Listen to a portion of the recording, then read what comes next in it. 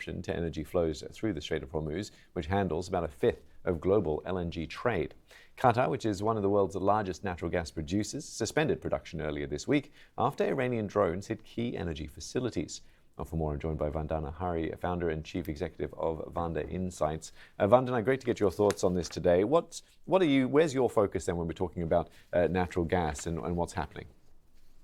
Good morning, Steve. So as far as oil as well as gas markets are concerned, they are laser focused on the state of the traffic in and out of the Persian Gulf, and specifically the Strait of Hormuz, the choke point that sees the transit of nearly a fifth of global oil consumption, 20 to 21 million barrels per day of oil, and almost a fifth of LNG that flows out into the world, most of it from Qatar.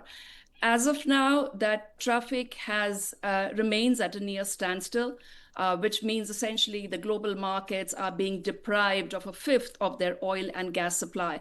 The real concern here is, while the past 2 or 3 days or the next 2 or 3 days may still be manageable for the global markets and for buyers and consumers, what happens if this war drags on for several days, let alone weeks? And when we talk about the gas industry, how is that being hit differently than, say, oil?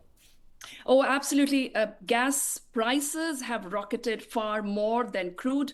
A fifth of global LNG supply getting cut off is actually quite concerning. And not just cut off, but Qatar Energy has given no indication, even though it's a precautionary shutdown, no facilities have been damaged. It's given no indication as to when it may lift the suspension. So what we've seen, especially in Europe, which is especially vulnerable to any disruption in gas supplies, we have seen the benchmark Dutch TTF gas prices zoom up by a cumulative 70% over the past 2 days alone.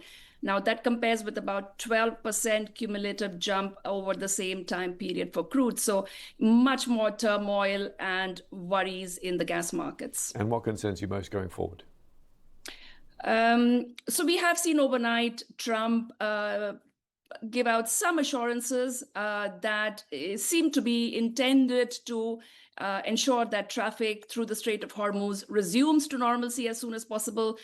What we can see from the price action so far this morning is that the market is not taking much comfort from it. So the main concern being security for ships passing through the Strait of Hormuz, and insurance. Insurance has all but dried up for that traffic. Now, Trump has proposed that the US DFC will act as a backstop, but how exactly this works, how it is put in place, how long it takes to put this in place is a big question. And then he has said perhaps naval escort. That's a conditional offer he has made. He said, if needed, I think even it hasn't been a full commitment, has it? And we'll have to wait and see if that does actually pan out, Vandana. I'm afraid we're going to have to leave it there for now, but thanks as always for your time. Vandana, founder and chief executive at Vanda Insights.